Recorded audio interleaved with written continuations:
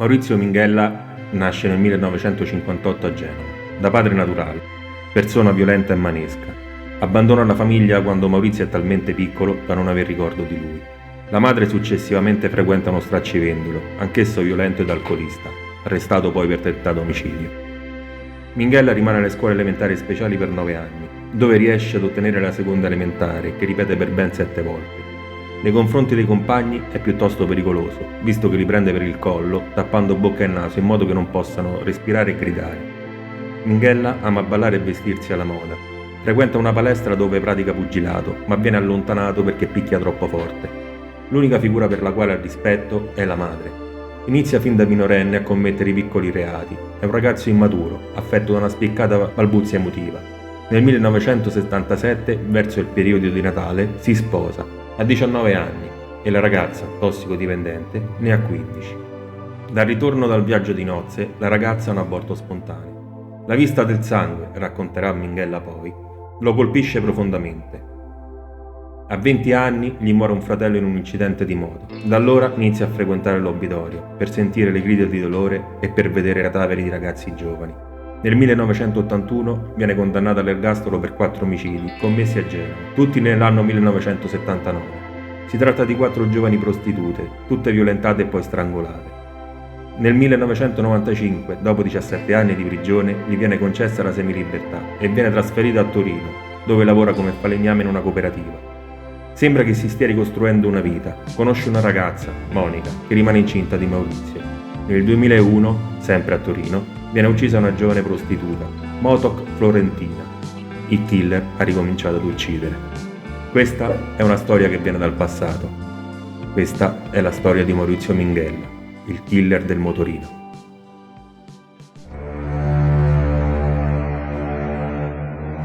Ho avuto 100 donne, voglio arrivare a 1000. Ho fatto il pugilato. Mi hanno cacciato dalla palestra perché ho picchiato uno. Lavoravo in semilibertà. Ero stato 24 anni in carcere. Che cosa posso raccontare? Sono accusato di omicidio. Bisogna vedere perché mi sono attribuite queste colpe qua. È una cosa dei giudici. Ce l'hanno con me. Sono come un cane in fuga. Non credo in Dio, non credo nei santi. Io vivo giorno per giorno. Sono innocente. Non posso aver commesso quegli orribili omicidi. La coscienza è pulita. Parlano solo di indizi che hanno inventato loro. È tutto un complotto contro di me. Cercavano un mostro. Hanno preso me. Nome Maurizio. Cognome Minghella. Nato a Genova il 16 luglio 1958. È detenuto nel carcere delle Vallette a Torino dal 1978. Per i secondini è sempre disponibile, sempre di buon umore, sempre gentile. Per la madre è un ragazzo tranquillo, allegro, sereno, è buono, generoso, con un forte senso della famiglia. Così, dopo quasi 20 anni di carcere, gli viene concessa la semilibertà. È il 1995. Minghella impara un mestiere. Diventa falegname. È bravo, preciso, puntiglioso. Non sembra un detenuto. Tutti si fidano di lui. Una persona che era puntuale al lavoro, che lavorava, pensi che era una delle persone più produttive. Si è costruito un suo mondo nella normalità. Certamente poi quello che è successo dopo e quello che poi siamo venuti a sapere dopo, certamente ci ha creato molta amarezza. Il caso di Maurizio Minghella è un caso che suscita tanta rabbia e pone molte domande. Domande rimaste senza risposta, perché Minghella afferma di non ricordare ciò che ha fatto. Ha ottenuto la semilibertà dopo 17 anni di carcere, ingannando tutti con comportamenti esemplari. Ma una volta libero ha cominciato di nuovo a uccidere.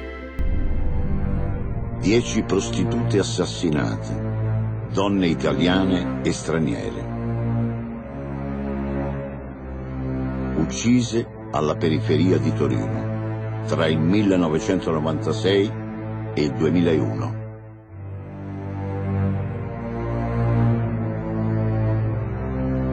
Agosto 1996.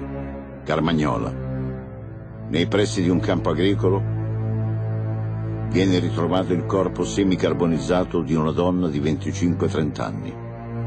La polizia, accorsa sulla scena del crimine, si trova davanti un'immagine raccapricciante.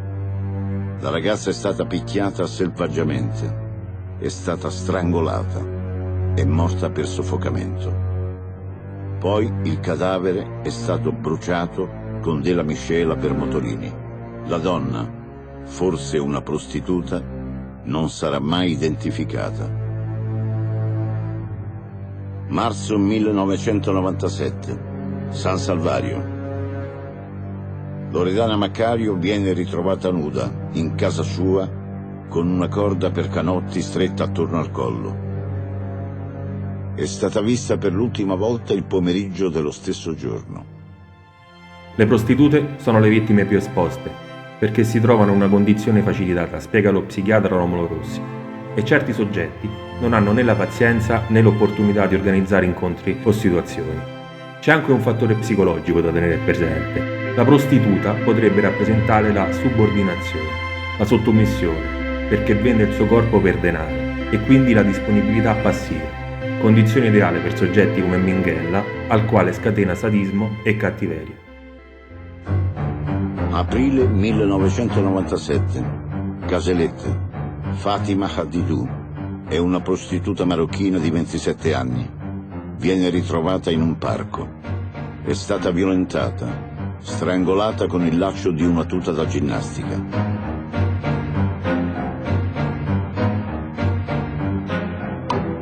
Il suo cellulare ha ricevuto un'ultima chiamata di 80 secondi alle 15:30.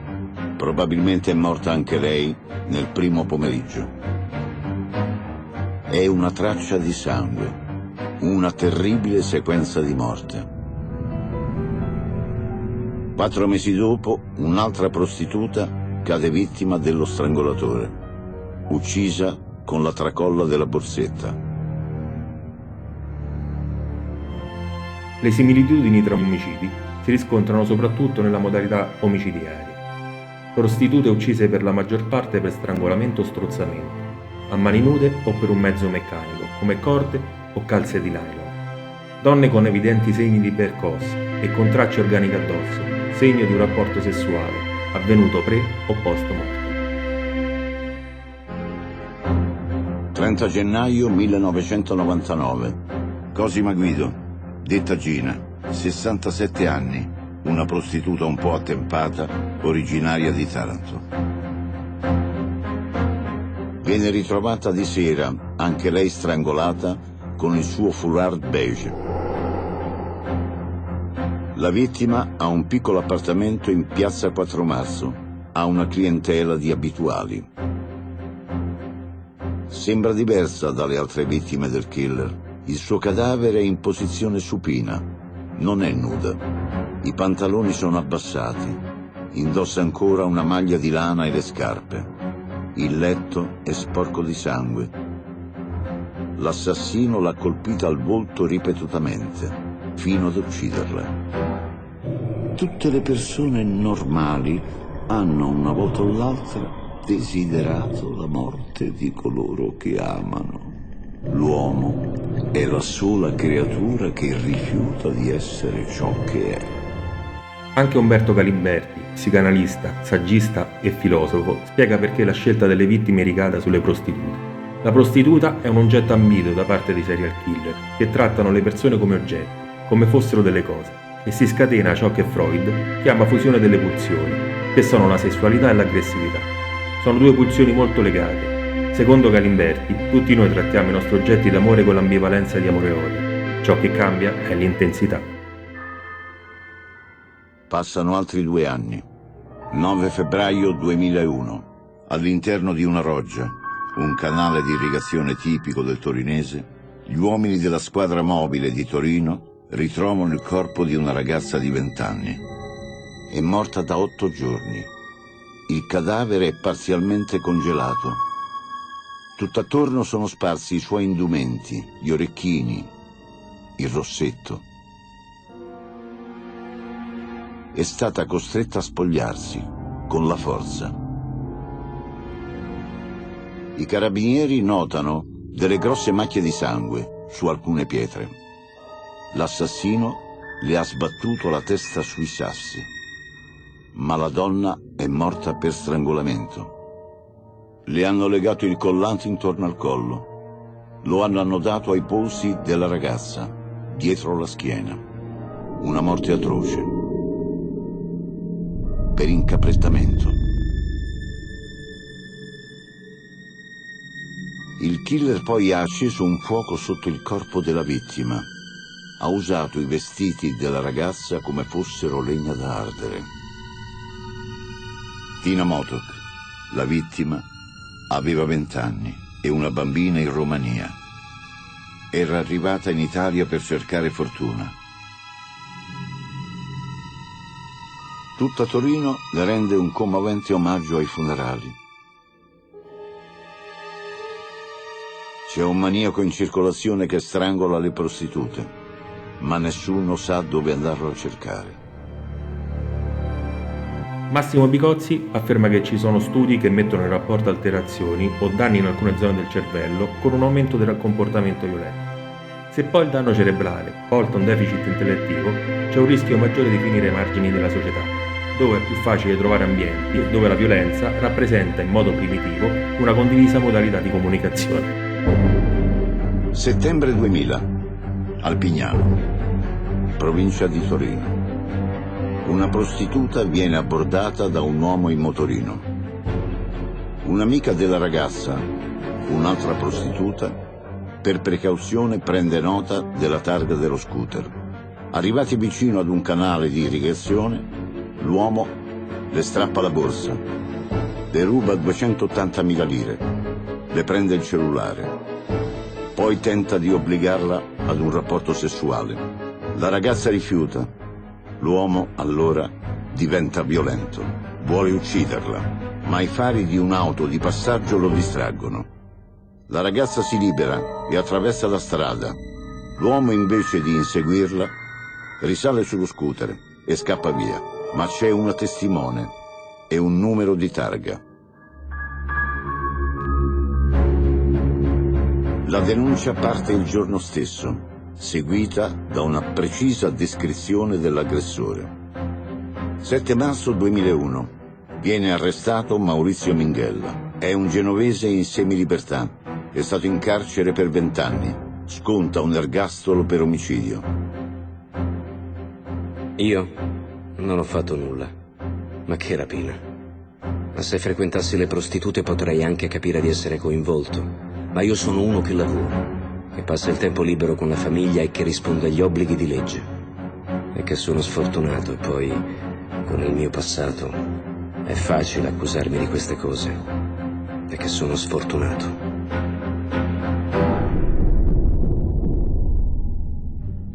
Minghella nega, si dichiara innocente, si avvale della facoltà di non rispondere.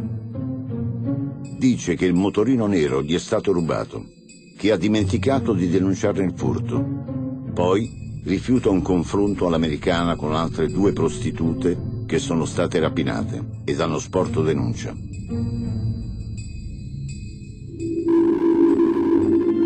Dalla questura spiegano di come la semilibertà di Minghella sia stata messa in relazione con alcuni omicidi e rapine. Dal dicembre del 1995 Minghella si trovava a Torino, sottoposta a regime di semilibertà. Minghella poteva usufruire di alcuni permessi, era libero dalle ore 17 alle 20, poi alle 22, di tutti i giorni, e, altresì, era libero di qualsiasi vincolo della semilibertà nei giorni festivi, sabato e domenica inclusi.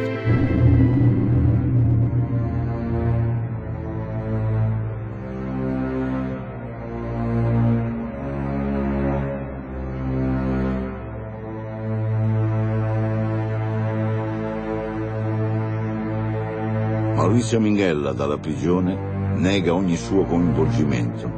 Inizia addirittura uno sciopero della fame.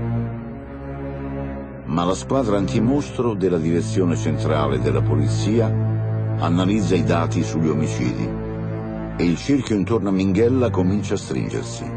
Gli investigatori sono convinti. L'uomo, che un tempo era stato soprannominato il travoltino della Valpolcevera, il falegname, il detenuto modello, ha qualcosa da nascondere. Maurizio Minghella cerca di convincere tutti che, qualora abbia ucciso lui, non se lo ricorda. C'è una psicosi mentale che si chiama disturbo dissociativo dell'identità, che spesse volte viene causato da un grave trauma. E la sua caratteristica principale è la doppia personalità, che in modo intermittente prende il controllo della persona, che non è capace di ricordare le notizie importanti che lo riguardano. Comincia a venirmi il dubbio di aver fatto qualcosa e di non ricordarmi. Sono preoccupato. Mi diano una medicina per vedere se realmente sia stato questo. Mi piacerebbe capire se ho qualcosa, se ho questo raptus.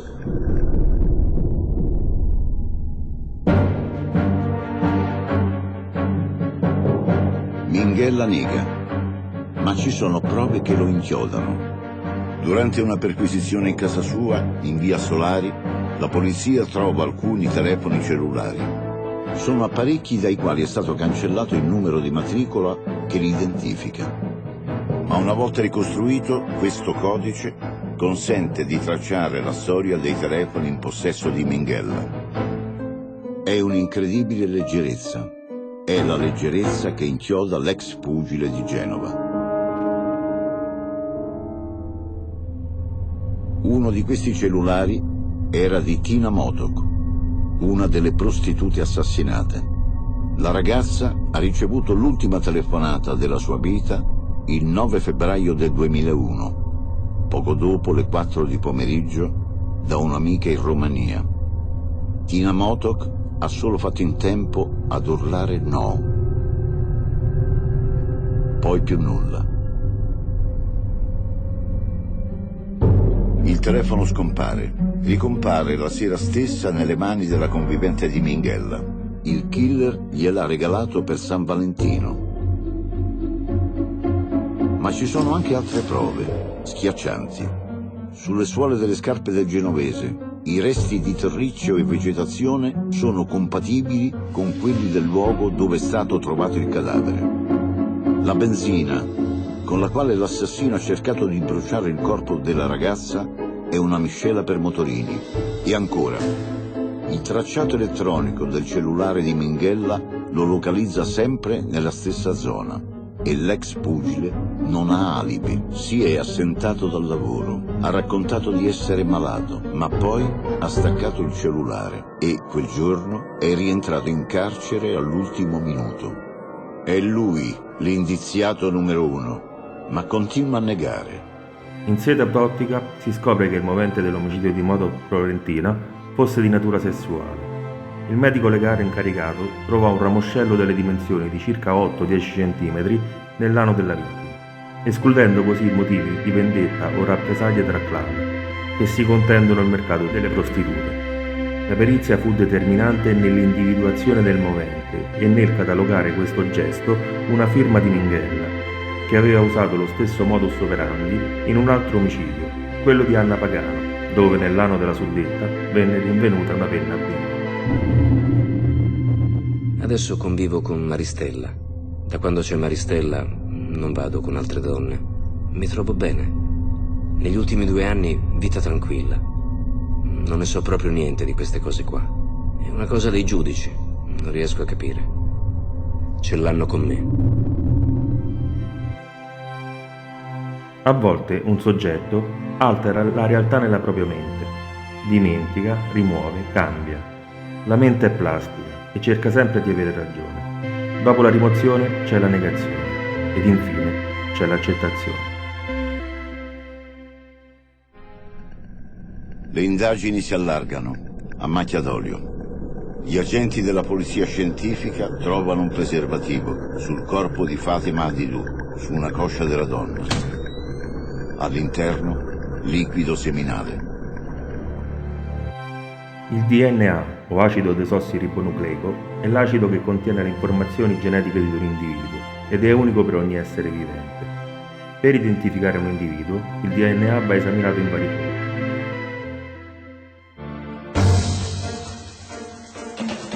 Il risultato dell'analisi.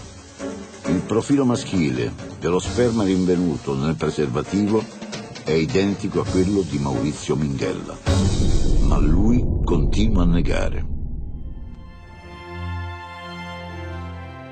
Il magistrato Roberto Sparagna tentò più volte di far presente a Minghella che il DNA rinvenuto sulle vittime fosse il suo, accusandolo di essere l'autore dei delitti. Ma Maurizio Minghella negava con freddezza assoluta ed asseriva che l'esito dell'esame fosse sbagliato.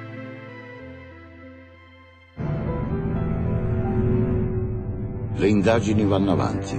Si scopre che Maurizio Minghella ha montato delle fioriere proprio vicino a Piazza 4 Marzo, dove Cosima Guido riceveva i suoi clienti e dove è stata trovata morta.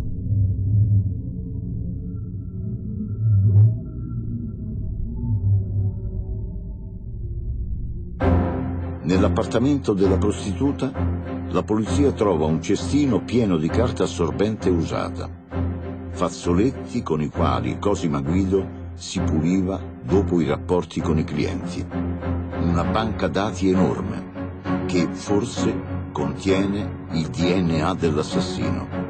Anche sulle scale dell'appartamento vengono ritrovati 2 fazzoletti.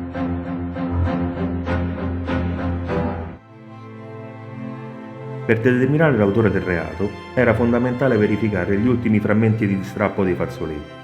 Si doveva trovare il modo di risalire ad una sequenza cronologica di strappo e questo fu possibile grazie ai disegni che c'erano nei 44 frammenti. Negli ultimi fazzoletti strappati c'era il profilo di Maurizio Minghella. Ma se io fossi matto, perché non mi succede con la mia ragazza? Avrebbero trovato morta anche la mia ragazza. Mi ha scombinato la testa questa cosa qua. Cosa li abbia convinti che io abbia fatto? Sì, ammazzato prostitute.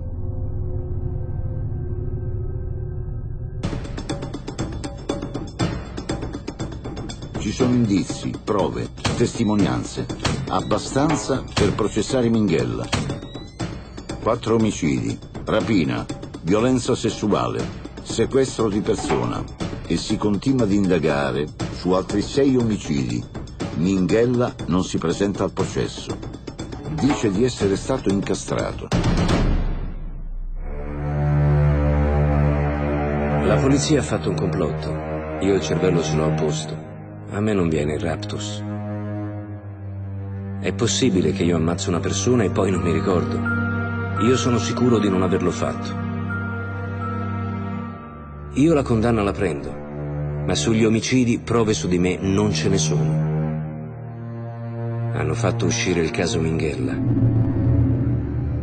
C'è una componente comune negli omicidi di Maurizio Minghella, una componente sadico-sessuale, non solo per il tipo di vittima, ma anche nel modus operandi utilizzato dal killer, azioni che compie sia durante l'aggressione sia dopo la morte.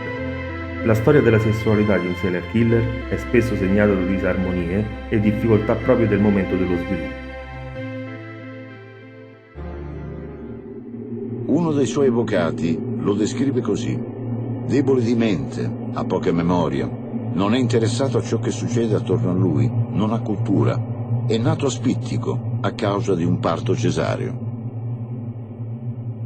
Maurizio Minghella nasce a Genova, nei palazzi popolari di Bolzaneto. Il padre si separa dalla moglie quando lui ha 6 anni. La madre deve lavorare per mantenere i suoi 5 figli. Si lega ad un altro uomo, che però picchia spesso lei e i bambini. Quell'uomo era un alcolizzato e ci picchiava di brutto, anche mia madre. Lo odiavo moltissimo. Spesso ho sognato di ucciderlo, stringendogli una corda al collo da dietro le spalle.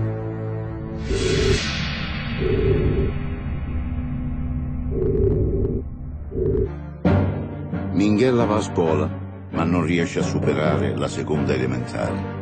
La frequenta fino a 12 anni. In classe manesco, pericoloso. La scuola non mi piaceva. Non so perché ho interrotto la scuola. Non ricordo se avevo una maestra o un maestro. I risultati delle visite mediche di Maurizio Minghella arrivano nel 1978.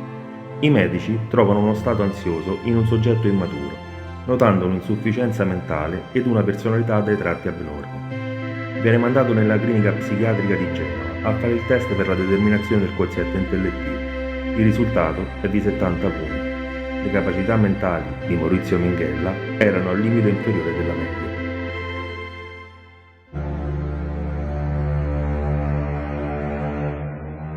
Dopo la morte di uno dei tre fratelli, Maurizio Minghella comincia a frequentare l'obitorio di Genova per vedere cadaveri di giovani e assistere alla disperazione dei parenti. Poi, racconta, si sposa per scommessa, per caso. Mi ricordo la data, che era il 77 quando mi sono sposato. La mia ragazza si chiamava Rosy. Durante il matrimonio, prima e dopo, avevo rapporti con prostitute. La moglie, Rosa Manfredi, ha solo 16 anni. È dipendente dagli psicofarmaci. Rimane incinta poco dopo il matrimonio, ma perde il bambino al 9° mese di gravidanza. È un episodio chiave nella vita di Minghella.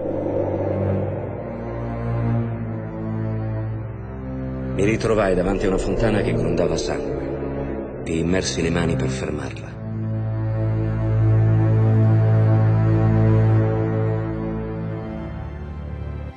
Lo psichiatra Romolo Rossi spiega che il sangue è di per sé altamente simbolico. Rappresenta la vita, l'esistenza. Il nostro linguaggio è pieno di riferimenti alla nostra linfa vitale. Pagare con il sangue, a sangue freddo, scritto con il sangue ed altro. Tutto questo passa nella mente dell'assassino, per il quale la presenza del sangue rappresenta il prendersi la vita della vittima. Pugile dilettante. Di giorno piastrellista, di notte frequentatore di balere e discoteche. Maurizio Minghella, da ragazzo, nella Genova degli anni 70, ha modi da bullo, fama da playboy. Lo chiamano Travoltino, come il suo idolo, John Travolta, ma nella zona la polizia lo conosce soprattutto come ladro d'auto. Ruba solo utilitarie, Fiat 850 e 500, le uniche che sa guidare. Sottoposto a perizia psichiatrica, viene definito immaturo ma non patologico, uno sbandato ma innocuo. Nessuno pensa a lui quando la foto di Wanda Scerra, una commessa di 19 anni trovata uccisa per strangolamento, viene pubblicata sul giornale. Era scomparsa da 5 giorni. È il 28 novembre 1978. L'ultima a vederla è stata una collega, all'uscita dal lavoro. Un giovane l'aspettava in auto. Il cadavere viene ritrovato lungo la scarpata che costeggia la ferrovia Genova-Milano. Wanda Scerra è stata violentata, strangolata con la cintura del suo impermeabile, abbandonata vicino alla ferrovia, coperta con un plaid, ma quel plaid mette in allarme gli investigatori. L'assassino l'ha trovato dentro ad una macchina che ha rubato. Si comincia a cercare tra i ladri d'auto della zona. Le indagini si concentrano sulle frequentazioni di Wanda Scerra e tra i vari gli investigatori trovano Maurizio Minghella. Le indagini si allargano anche ad altri delitti che potrebbero essere stati commessi dalla stessa mano. Sempre a Genova, sempre nello stesso anno, il 1978. È un mistero, pieno di stranezze, di incoerenze, di ingenui tentativi di depistaggio da parte dell'assassino. Anna Pagano, una prostituta di 20 anni, è stata trovata nell'entroterra di Genova, in un viottolo di campagna, massacrata a colpi di pietra. La ragazza era una tossicodipendente. È il 10 aprile del 1978. Aldo Moro, presidente della Democrazia Cristiana, è da 25 giorni prigioniero delle Brigate Rosse. L'assassino ha organizzato per le forze dell'ordine una agghiacciante messa in scena. Ha scritto con una penna rossa sulla schiena della vittima alcune frasi che esaltano le Brigate Rosse, ma c'è un incredibile errore di ortografia.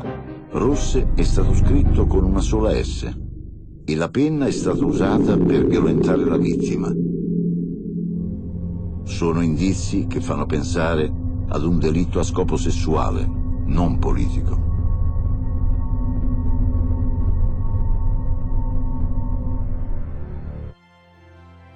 Alcuni comportamenti che si registrarono sulla scena del crimine sembrano bizzarri e incomprensibili, afferma Massimo Picozzi, noto psichiatra e criminologo. Sono di fatto il surrogato di una sessualità incapace di espressione, come ad esempio la penetrazione con oggetti che permette al killer in difficoltà di trovare il proprio piacere. 19 luglio 1978. Viene ritrovato il corpo di Maria Catena Alba, detta Tina. Aveva solo 14 anni. È stata sodomizzata, uccisa, trascinata in un bosco dalle parti di Bolzaneto. Anche questa volta l'assassino ha allestito una grottesca messa in scena. Ha appeso la vittima ad un albero per simulare un suicidio. Il caso a Genova provoca sgomento e rabbia. 22 agosto. Maria Strambelli, 21 anni, Varese, commessa in una drogheria. Non torna a casa dopo una serata in discoteca con un'amica. Il suo corpo, in avanzato stato di decomposizione, viene trovato dal fratello 9 giorni dopo, in un bosco dalle parti di Manasseno, alla periferia nord-occidentale di Genova. La ragazza è nuda, coperta solo da foglie. L'avanzato stato di decomposizione non rende possibile stabilire se ha subito violenza. A Genova si diffonde il panico. I giornali titolano a 9 colonne: mostro, ma le indagini arrivano presto ad una svolta. Il plaid che copre il corpo di Wanda Scerra, l'ultima vittima, porta a Maurizio Minghella. 6 dicembre 1978, alle 2 di notte, dopo 38 ore di interrogatorio, Minghella crolla e confessa 2 omicidi. E l'impressione che ebbi interrogando Minghella, afferma il magistrato Luigi Carli, fu di avere a che fare con un ragazzo semplice, un ragazzo normalissimo. Non aveva nessun tic, altrimenti l'avrei notato sicuramente. Parlava con una certa tranquillità e con un forte senso di depressione, in quanto si era reso conto di cosa avesse fatto e se ne fosse pentito. È come se si volesse liberare raccontando tutto. Mi disse che aveva perso la testa, che le ragazze con le quali aveva cercato di avere un rapporto sessuale normale gli facessero scattare una molla che lo portava prima ad una violenza inaudita, poi all'uccisione delle stesse.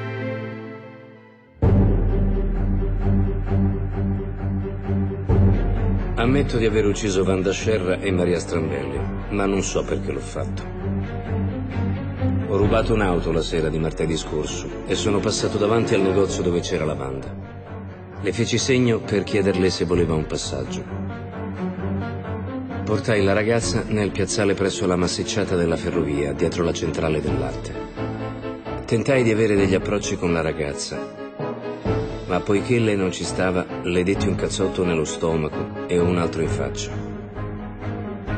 Poi tirai giù alla ragazza i calzoni e le mutande ed ebbi con lei un rapporto.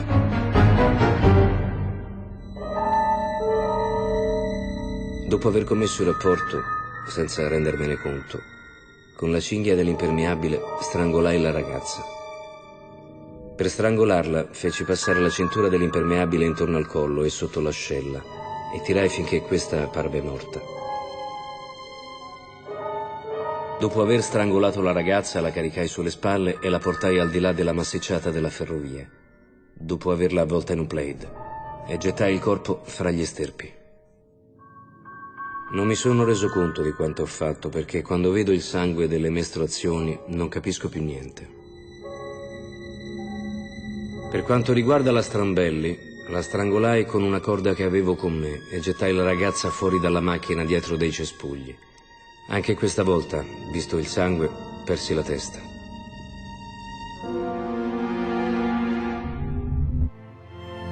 Tre medici dell'Università di Genova, Aldo Franchini, Franco Gilberti e Giorgio Chiozza, nel 1979 sottopongono Minghella ad una nuova perizia psichiatrica. Non trovano in lui patologie psichiche maggiori, piuttosto tratti di psicopatie e di perversioni con una componente sadica. Accertano che Minghella ha difficoltà in campo sessuale che gli procurano crisi di ansia e cefalea, per il timore di non riuscire a completare il rapporto e sentirsi svalutato di fronte alla partner. La conclusione fu di trovarsi davanti a un soggetto non affetto di infermità mentale tale da escludere o scemare completamente la sua capacità di intendere e di volere.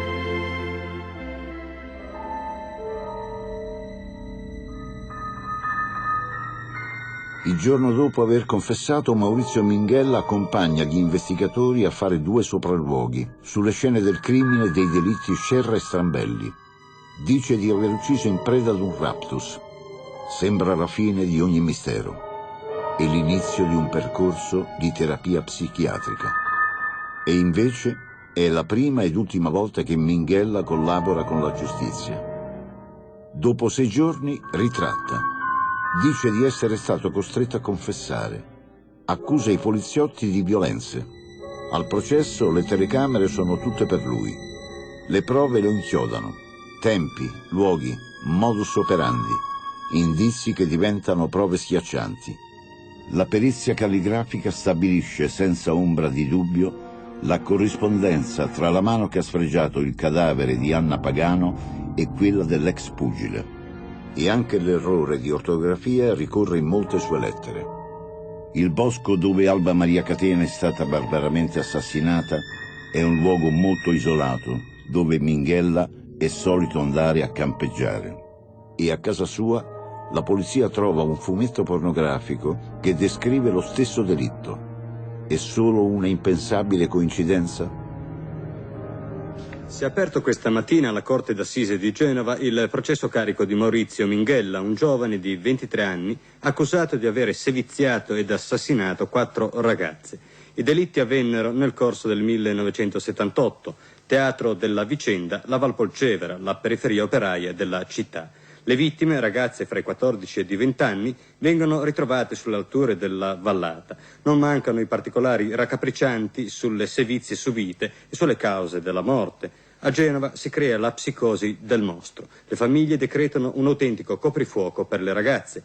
3 giorni dopo l'ultimo delitto, il 6 dicembre, viene arrestato Maurizio Minghella, 20 anni, immigrato dell'ultima generazione, ex pugile si dichiara, qualche precedente penale di poco conto. Il classico ragazzo di borgata, una storia di disadattamento che inizia dalla scuola e si completa per lui e la famiglia nella casa popolare ottenuta nel classico quartiere ghetto a Bolzaneto. Maurizio Minghella, dopo l'arresto, confessa 2 dei 4 delitti, poi ritratta tutto. L'anonimo ragazzo di periferia si scopre protagonista.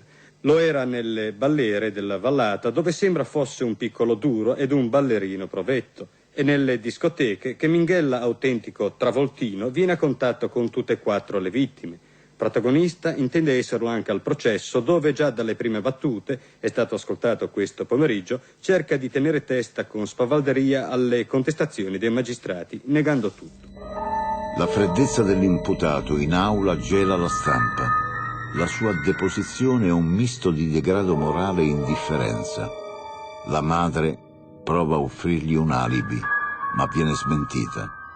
Minghella si dichiara, e d'ora in poi lo farà sempre, innocente, a dispetto di ogni prova. Si legge nella perizia psichiatrica. È uno psicopatico sessuale, ma totalmente capace di intendere e volere. Il difensore di Minghella sostiene che se gli omicidi sono stati l'opera di un pazzo e Minghella è sano di mente, allora Minghella non può aver compiuto i delitti dei quali viene accusato.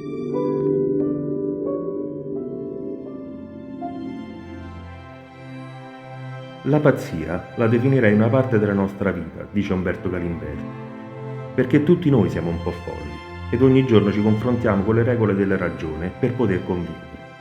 La follia è colei che cattura la plurisignificanza delle cose e questa è la costituzione di ciascuno di noi. Continua Galimberti, noi siamo diversi per la nostra componente di follia, non per le regole razionali con le quali ci relazioniamo uno con l'altro. È sufficiente considerare ciò che ognuno dice a se stesso nel soliloquio dell'anima, che si vergognerebbe di riferire in pubblico, perché lì viene fuori tutto quello che veramente si è, non comunicabile, non dicibile, in termini razionali. Il problema è vedere in che misura regole e follia si compensano tra loro. Quando ha il sopravvento la follia, si è di fronte ad un pazzo. Nella requisitoria finale il PM Luigi Carli dirà: siamo di fronte ad una persona la cui cattiveria, la cui brutalità non hanno limiti. Mai nella mia carriera avevo avuto l'occasione di interessarmi di vicende così tragiche, così violente, così brutali. 3 aprile del 1981. Minghella viene condannato all'ergastolo per 4 omicidi. Uscirà dal carcere 14 anni dopo, nel dicembre del 1995, a 37 anni, con un permesso di semilibertà.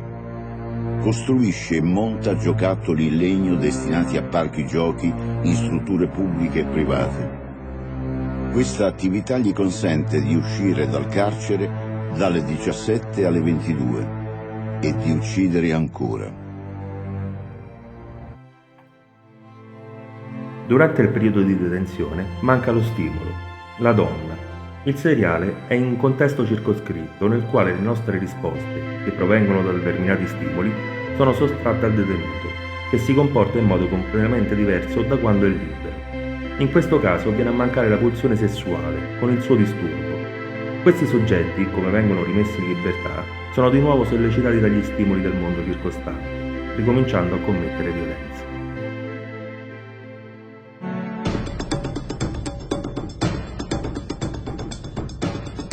Per me fare l'amore vuol dire fare l'amore e basta.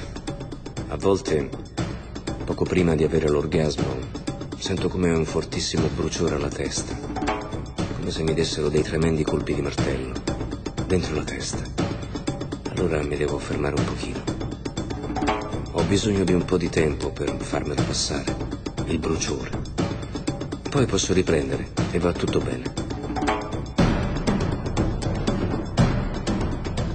Il bruciore è sempre uguale, anche quando mi masturbavo. C'è nervosismo perché ti devi fermare. Ho bisogno di avere l'orgasmo 2 volte al giorno. Non ho mai saltato un giorno. Se volevo qualcosa di più, non era facile. Chiedevano 50.000 lire in più. Con la mia ragazza il rapporto sessuale dura tanto. Con le altre facevo presto. C'era da sbrigarsi. Loro mi dicevano di fare presto, loro dovevano aspettare, io le pagavo.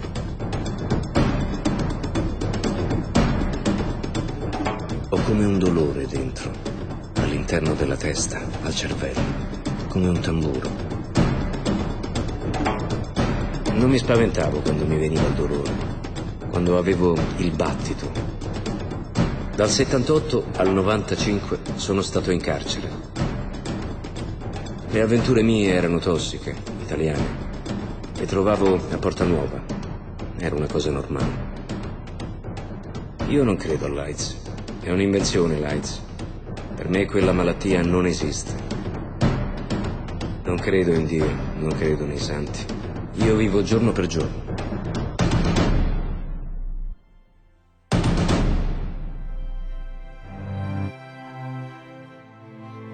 Nel 2004 c'è un secondo processo a Minghella e viene disposta una nuova perizia psichiatrica. Vengono esaminati tutti i certificati possibili, i diari clinici del carcere, le consulenze psichiatriche. Viene eseguito il test di Dexter ed altri esami. Un elettroencefalogramma, una risonanza magnetica nucleare, non viene trascurato nulla, ma non si trovano disturbi organici. Nella storia medica di Minghella c'era stato qualche problema, una sofferenza al momento della nascita, un ritardo nello sviluppo, difficoltà nell'apprendimento ed anche un rachitismo infantile. E ancora una volta viene fuori un ritardo mentale, ma di lieve entità. Gli specialisti non trovano niente che faccia pensare alla psicosi o alla schizofrenia e concludono per un disturbo della personalità, uno di quelli che nel manuale diagnostico e statistico, DSM, si trovano nel gruppo B, insieme al disturbo antisociale, il borderline, il narcisistico e quello istrionico.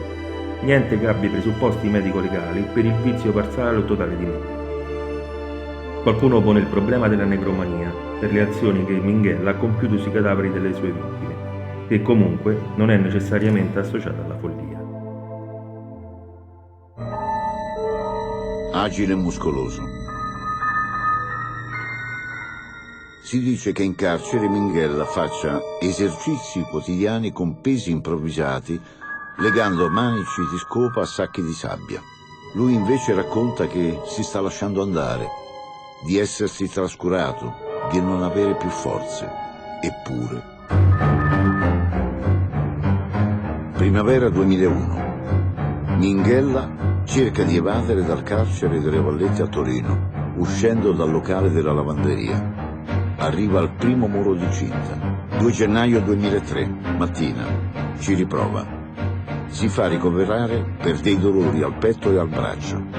Nel primo pomeriggio riesce ad uscire dalla finestra del bagno del pronto soccorso e a scappare. Nella caccia all'uomo che si scatena immediatamente, il caso gli è di aiuto. Viene ritrovato un cadavere poco lontano. Si pensa ad un suicidio di Minghella, ma è una falsa traccia che depista la polizia. In realtà è un contadino morto per un malore durante il lavoro. Nel frattempo Minghella sale al volo su un treno in transito e raggiunge Biella. Alle 22 però viene rintracciato. Urla di essere armato, ma è un bluff. Quando lo catturano, confessa che era diretto a Torino per uccidere il PM Sparagna. Meno male per lui che mi avete preso, perché altrimenti una pallottola in fronte non gliela levava nessuno. Condannato per direttissima, viene rinchiuso in un carcere di massima sicurezza.